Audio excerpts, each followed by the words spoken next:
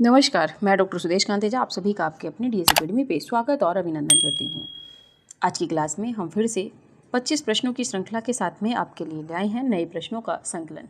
अगर आप चैनल पर नए हैं तो चैनल को सब्सक्राइब कीजिए। आपने चैनल सब्सक्राइब कर रखा है तो जितना हो ज़्यादा से ज़्यादा दोस्तों में शेयर कीजिए। आज की क्लास के प्रश्नों को देखें। इससे पहले हम आपको बता दें कि डीएस एकेडमी का टीजीटी और पीसीटी का जो बैच है वो आप ले सकते हो नाम मात्र शुल्क के साथ में, और अपनी सफलता आप सुनिश्चित कर सकते हो। जितना हमने निःशुल्क में पढ़ाया था उससे विस्तृत और अवधारणात्मक रूप में कॉन्सेप्ट क्लियर करके हम इस बार आपको पढ़ा रहे हैं। जो भी बच्चे एडमिशन लेना चाहते हैं 9568802463 इस नंबर पे कॉल कर सकते हैं। जो बच्चे हिंदी का प्रैक्टिस सेट लेना चाहते हैं, प्रैक्टिस सेट में 50 टेस्ट पेपर हैं, 125 प्रश्नों पर आधारित हैं। अगर आप टेस्ट सीरीज ज्वाइन करना चाहते हो तो आप इसी नंबर पे अगर आपको बात करनी है तो बात कर सकते हैं, वरना आप इस नंबर पे व्हाट्सअप मैसेज करके भी डेमो टेस्ट पेपर देख सकते हैं और बाकी के टेस्ट पेपर आप ले सकते हैं। नाम मात्र शुल्क के साथ में आपको टेस्ट पेपर भी दिया जा रहा है। बहुत ही गहन अध्ययन के साथ में, प्रामाणिक उत्तर कुंजी के साथ में हम आपको ये प्रैक्टिस सेट प्रोवाइड करा रहे हैं। चलिए अब बात करते हैं जिनको बच्चों को एडमिशन लेना है या प्रैक्टिस सेट ज्वाइन करना है या अन्य कोई जानकारी लेनी है, तब आप इसी नंबर पर कॉल कर सकते हैं। बढ़ते हैं आज के पहले प्रश्न की ओर। आज का हमारा पहला प्रश्न है, अपने जीवन काल में सिर्फ 3 कहानियों की रचना कर हिंदी कथा साहित्य में अपनी अमिट पहचान बना लेने वाले रचनाकार हैं। आपको बताना है ऐसे कौन से रचनाकार हैं जिन्होंने सिर्फ 3 कहानियाँ लिख के कथा साहित्य में वो अमर हो गए हैं। इलाचंद्र जोशी, चंद्रधर शर्मा गुलेरी, यशपाल, मुंशी प्रेमचंद। तो इसमें जो आपके सही विकल्प है वो है चंद्रधर शर्मा गुलेरी। चंद्रधर शर्मा गुलेरी ने, आपको पता है, उसने कहा था सुखमय जीवन और बुद्धू का कांटा, ये 3 कहानियाँ लिखी थी, जिसमें जो उसने कहा था कहानी 1915 को, इसको माइलस्टोन कहा जाता है। आगे बढ़ते हैं अगले प्रश्न की ओर। अगला प्रश्न है, हिंदी साहित्य में मार्क्सवादी चेतना की अभिव्यक्ति जिस काव्य धारा में देखने को मिलती है उस धारा को कहा जाता है। आपको बताना है कि उस धारा को क्या कहा जाता है जिसमें मार्क्सवादी चेतना देखने को मिलती है। प्रगतिवाद, प्रयोगवाद, जनवाद या आकविता। अगर विचारधारा की बात करें तो जिसमें जो है आपका द्वंद्वात्मक भौतिकवाद हो, राजनीतिक विचारधारा हो, वही समाजवाद और दर्शन में द्वंद्वात्मकता जहाँ भौतिकवाद होती है तो वहाँ मार्क्सवाद होता है, यानी कि आपका प्रगतिवाद जो काव्य है वो इससे संबंधित है। बढ़ते हैं अगले प्रश्न पे। अगला प्रश्न है, दिनकर की कौन सी काव्य कृति भीष्म पितामह एवं धर्मराज के संवाद के रूप में रचित है? यानी कि दिनकर की किस रचना में भीष्म पितामह और धर्मराज की वार्ता या संवाद लिखा गया है? रश्मि रथी, कुरुक्षेत्र, उर्वशी, इनमें से कोई नहीं। अगर बात करें तो आप सब लोग इस रचना से परिचित हैं, वो है आपकी कुरुक्षेत्र। कुरुक्षेत्र जो रचना है बी विकल्प है, सी ना जानिएगा। तो इसमें जो कुरुक्षेत्र है उसमें इसकी बात की गई है। भीष्म इसमें सामाजिक चेतना के प्रतीक हैं, ये भी आपको थोड़ा सा ध्यान रखना है। धर्मराज एक संवेदनशील योद्धा के रूप में यहाँ पे दृष्टिगत हुए हैं। बढ़ते हैं अगले प्रश्न पे। अगला प्रश्न है, निम्नलिखित में कौन सा निबंधकार ललित निबंधकार नहीं है? आपको बताना है कि इनमें कौन सा निबंधकार है जो ललित निबंधकार नहीं है। रामविलास शर्मा, कुबेर नाथ राय, विद्यानिवास मिश्र, हजारी प्रसाद द्विवेदी। इसमें अगर आप बात करेंगे तो रामविलास शर्मा जो है वो ललित निबंधकार नहीं है। कैसे हैं बच्चे? तो ये जो हैं आपके मार्क्सवादी आलोचक या मार्क्सवादी निबंधकार के रूप में हमारे सामने आते हैं। हजारी प्रसाद द्विवेदी जी, आप देखेंगे अशोक के फूल, विचार और वितर्क, कल्पना, ये आपके ललित निबंधकार हैं। विद्यानिवास मिश्र का आप देखेंगे तो चितवन की छाँ, तुम चंदन हम पानी, आंगन का पंछी और बंजारा मन मैंने सिल पहुँचाई। कुबेर नाथ राय की जब आप बात करेंगे तो प्रिया नीलकंठी, रसा खिटक, गंधमादन, विषाद योग, ये इनकी रचनाएं मिलती हैं। बढ़ते हैं अगले प्रश्न पे। प्रश्न है, हंस पत्रिका के संस्थापक थे। आपको बताना है कि हंस पत्रिका के संस्थापक कौन थे? जयशंकर प्रसाद, मुंशी प्रेमचंद, धर्मवीर भारती, अमित राय या अमृत राय यहाँ पे कह सकते हो। इसमें जो आपका सही विकल्प होगा वो है मुंशी प्रेमचंद। मुंशी प्रेमचंद जी ने 1930 में कहाँ से, तो बनारस से इसका संपादन किया था। और इसके बाद में आप देखेंगे शिवदान सिंह चौहान, अमृत राय, और पुनः इसको जो प्रकाशित करने का काम किया है दिल्ली से, वो आपके राजेंद्र यादव जी ने किया है। बढ़ते हैं अगले प्रश्न पे। प्रश्न है, निम्नलिखित में से किस कृति के रचनाकार दुष्यंत कुमार हैं? आपको बताना है कि इन रचनाओं में कौन सी रचना दुष्यंत कुमार की है। अपनी केवल धार, खूंटियों पर टंगे लोग, साए में धूप, युगधारा। अब बात करें बच्चे, तो युगधारा नागार्जुन की है, अपनी केवल धार अरुण कमल की है। इसके साथ में बात करें तो खूंटियों पर टंगे लोग, अगर इसकी बात करते हैं तो सर्वेश्वर दयाल सक्सेना की है। और बात करें तो साए में धूप दुष्यंत कुमार की है। सी आपका सही है। बढ़ते हैं अगले प्रश्न पे। प्रश्न है, निम्नलिखित में से कौन नवगीत के प्रसिद्ध उन्नायक हैं? आपको बताना है कि इनमें कौन कवि नवगीत के लिए प्रसिद्ध है। वीरेंद्र मिश्र, दुष्यंत कुमार, भवानी प्रसाद मिश्र, सर्वेश्वर दयाल सक्सेना। अब नई कविता, नई कहानी और नई आलोचना ये समान रूप से चली हैं। इसी में अगर हम बात करें तो नवगीत की जो स्थापना है वो 1959 यानी कि तीसरे सप्तक के प्रकाशन के साथ होती है। कब? तो तीसरा सप्तक के साथ में होती है। कब? 1959 में। और इसके उन्नायक कौन हैं अगर देखेंगे तो वीरेंद्र मिश्र। ध्यान रखना है बच्चे किसके समय हो रही है, ये भी आपको ध्यान रखना है, नवीन प्रश्न बना है। बढ़ते हैं अगले प्रश्न पे। प्रश्न है, निम्नलिखित में से कौन सा उपन्यासकार एक आंचलिक उपन्यासकार है? आपको बताना है इन उपन्यासकारों में कौन आंचलिक उपन्यासकार है। विकल्प हैं यशपाल, जैनेन्द्र कुमार, राही मासूम रजा, आगे। इसमें जो आपके आंचलिक उपन्यासकार के रूप में हमारे सामने आते हैं वो हैं आपके राही मासूम रजा। आप सोच रहे होंगे मैम ने फणीश्वर नाथ रेणु नहीं दिया। फणीश्वर नाथ रेणु नहीं बच्चे, उनसे भी अलग जो आपके आंचलिक हैं उन पे भी चर्चा करनी जरूरी है। बढ़ते हैं अगले प्रश्न पे। अगला प्रश्न है, प्रेमचंद की कौन सी कृति अंग्रेजों द्वारा जब्त कर ली गई थी? आपको बताना है कि प्रेमचंद की कौन सी रचना को अंग्रेजों ने जब्त किया था। कायाकल्प को, सोजे वतन को, निर्मला को या गोदान को? तो अंग्रेजों ने जो जब्त किया था प्रेमचंद के सोजे वतन को किया था। बढ़ते हैं अगले प्रश्न पे। प्रश्न है, निम्नलिखित में से किस रासो काव्य का मूल वर्ण्य विषय वीर रस न होकर श्रृंगार रस है? आपको बताना है कि किस रासो साहित्य में, किस रचना में मूल वर्ण्य विषय जो है वो रासो न होकर के श्रृंगार है। कुमार रासो, पृथ्वीराज रासो, बीसल देव रासो या परमाल रासो?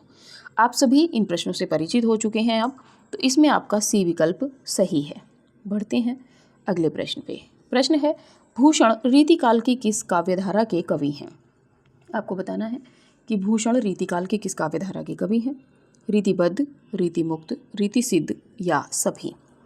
तो जो भूषण हैं वो आपके रीतिबद्ध काव्यधारा के कवि हैं। रीतिबद्ध, रीतिमुक्त, रीतिसिद्ध हैं। रीतिबद्ध में जिन्होंने पुरानी परिपाटियों को जो काव्य शास्त्रीय लक्षणों पर ग्रंथ लिखे हैं। रीतिमुक्त जो पूरी तरह से स्वच्छंद थे। और रीति सिद्ध में जो है कुछ अनुकरण किया है लेकिन लिखे अपने अनुरूप हैं। बढ़ते हैं अगले प्रश्न पे। प्रश्न है, निम्नलिखित में से मोहन राकेश का नाटक है। आपको बताना है कि इनमें मोहन राकेश का नाटक कौन सा है। जन्मेजय का नागियक, सिंदूर की होली, मिस्टर अभिमन्यु, लहरों के राजहंस? इसमें आप देखोगे तो ये जो है आपके मोहन राकेश का नाटक लहरों के राजहंस है 1963 का। जन्मेजय का नागियक अगर बात करें तो ये आपका प्रसाद जी का है। सिंदूर की होली की बात करें तो लक्ष्मी नारायण मिश्र, और मिस्टर अभिमन्यु की बात करें तो लक्ष्मी नारायण लाल। बढ़ते हैं अगले प्रश्न पे। प्रश्न है, आचार्य रामचंद्र शुक्ल ने भक्ति काल के निम्नलिखित कवियों में से किसे सबसे कम महत्व प्रदान किया है? आपको बताना है किसको सबसे कम मापा है आपके शुक्ल जी ने। तुलसीदास को, सूरदास को, कबीरदास को या मलिक मोहम्मद जयसी को? आप सभी जानते हैं इन्होंने किसको स्थान कम दिया है, तो कबीरदास को। आगे बढ़ते हैं। सबसे ज़्यादा इन्होंने भक्ति काल में तुलसीदास को रखा है। अगले प्रश्न पे है आपके, हिंदी साहित्य में सरदार पूर्ण सिंह की ख्याति किस रूप में है। आपको बताना है कि सरदार पूर्ण सिंह की ख्याति या वो किस रूप में हिंदी साहित्य में जाने जाते हैं। एक आलोचक के रूप में, एक नाटककार के रूप में, एक निबंधकार के रूप में या एक व्यंग्यकार के रूप में।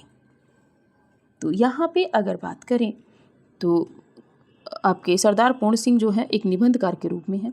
निबंध है आचरण की सभ्यता, सच्ची वीरता, मजदूरी और प्रेम, कन्यादान, पवित्रता, अमेरिका का मस्त योगी, वाल्ट हिटमैन, ये इनके निबंध हैं। अगला प्रश्न है, निम्नलिखित में से किस कहानी के लेखक प्रेमचंद नहीं हैं। आपको बताना है इनमें से कौन सी कहानी के रचनाकार प्रेमचंद नहीं हैं। बड़े घर की बेटी, कफन, ठाकुर का कुआं, पुरस्कार। आप सभी को पता है पुरस्कार जो है ये प्रसाद जी की कहानी है। बढ़ते हैं अगले प्रश्न पे। प्रश्न है, निम्नलिखित में से किस ग्रंथ के लेखक रामविलास शर्मा हैं। आपको बताना है इनमें से कौन सा ग्रंथ रामविलास शर्मा ने लिखा है। संस्कृति के 4 अध्याय, कविता के नए प्रतिमान, भारत में अंग्रेजी राज्य और मार्क्सवाद, राग दरबारी।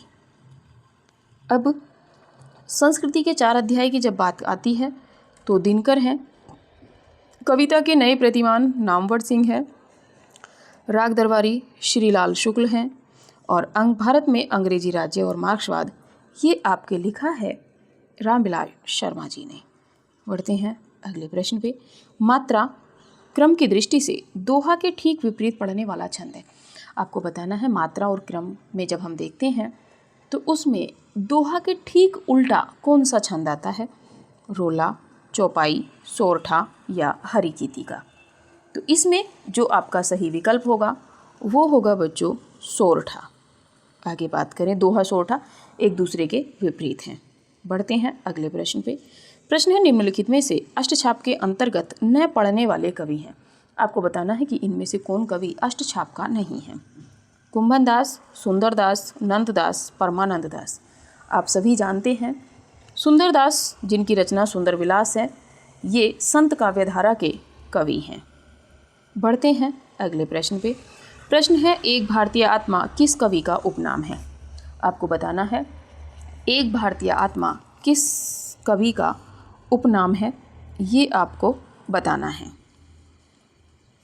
विकल्प हैं आपके कौन कौन से हैं।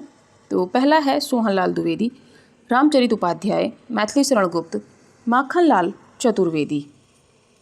तो एक भारतीय आत्मा के रूप में जो कवि हमारे सामने आते हैं वो हैं आपके, बताइए आप लोग, एक भारतीय आत्मा के कवि के रूप में कई बार हम लोग इस प्रश्न को पढ़ चुके हैं। एक भारतीय आत्मा के रूप में हमारे सामने माखनलाल चतुर्वेदी जी आते हैं। बढ़ते हैं अगले प्रश्न पे। अगला प्रश्न है हमारा, संशय की एक रात। संशय की एक रात जो रचना है वो किसने लिखी है। संशय की एक रात रचना किसने लिखी है। मुक्तिबोध, श्रीकांत वर्मा, धूमिल, नरेश मेहता। तो संशय की एक रात जो आपकी रचना है वो किसने लिखी है ये आपको बताना है। संशय की एक रात ये जो है आपके नरेश मेहता की है। बढ़ते हैं अगले प्रश्न पे। अगला प्रश्न है, तार सप्तक का संबंध किस काव्यधारा से है। आपको बताना है तार सप्तक का संबंध किस काव्यधारा से है। प्रगतिवाद, प्रयोगवाद, हालावाद, आकविता। तो तार सप्तक का जो संबंध है आपके वो है आपके प्रयोगवाद से। प्रगतिवाद से मार्क्सवाद का संबंध है। बढ़ते हैं अगले प्रश्न पे। अगला प्रश्न है, निम्नलिखित में से कौन भरत मुनि के रस सूत्र का व्याख्याकार नहीं है। आपको बताना है कि इनमें से भरत मुनि के रस सूत्र का व्याख्याकार कौन नहीं है। भट्टलोल्लट, क्षेमेंद्र, शंकुक, अभिनव गुप्त। आप लोग बताइए कि भरत मुनि के रस सूत्र का व्याख्याकार कौन नहीं है। ये आप थोड़ा सा जैसे ही हम रोकते हैं तो आपको उत्तर कमेंट सेशन में कमेंट कर दिया कीजिए। इसमें जो आपका सही विकल्प होगा वो क्षेमेंद्र है। ठीक है, और क्षेमेंद्र जो है अभिनव गुप्त के शिष्य थे। आगे बात करते हैं अगले प्रश्न पे। कालिदास की रचना रघुवंशम है। आपको बताना है कि कालिदास की जो रचना रघुवंशम है वो क्या है, खंड काव्य, मुक्तक काव्य, गीति काव्य या महाकाव्य। तो कालिदास की जो रचना है रघुवंशम उन्होंने लिखी है, ये एक जो है महाकाव्य के रूप में आती है। आगे बढ़ते हैं अगले प्रश्न पे। अगला प्रश्न है बनारसी दास जैन ने लिखी थी। आपको बताना है बनारसी दास जैन ने क्या लिखा था। हिंदी की पहली जीवनी, हिंदी की पहली आत्मकथा, हिंदी की पहली कहानी या हिंदी की पहली काव्य नाटिका। तो बनारसी दास जैन ने जो लिखी थी वो है हिंदी की पहली आत्मकथा, क्या अर्ध कथानक। बढ़ते हैं अगले प्रश्न पे।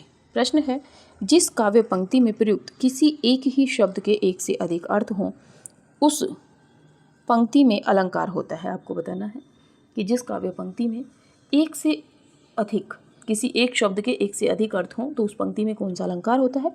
रूपक, अनुप्रास, यमक या श्लेष। आप सब लोग बताइएगा कि 25 प्रश्नों में आपके कितने प्रश्न सही हुए। इसमें जो आपका सही विकल्प होगा वो होगा श्लेष। श्लेष का मतलब है चिपका हुआ, एक शब्द में कई अर्थ चिपके हुए होते हैं। तो अभी की जो क्लास थी आपकी 25 प्रश्नों में आप कमेंट कीजिएगा आपके कितने प्रश्न सही हुए हैं, और जितना हो ज़्यादा से ज़्यादा क्लास को शेयर कीजिए। चैनल पर नए हो तो चैनल को सब्सक्राइब कीजिए। बैच या प्रैक्टिस सेट से संबंधित जानकारी के लिए बहुत ही न्यूनतम शुल्क में दोनों चीज़ें आपको दी जा रही हैं, बहुत ही विस्तृत हैं।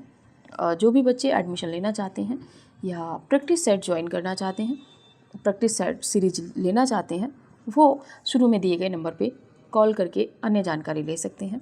तो ठीक है, अभी की क्लास यहीं तक रखते हैं। मिलेंगे अगली क्लास में अगले नए प्रश्नों के साथ में। आप सभी का धन्यवाद।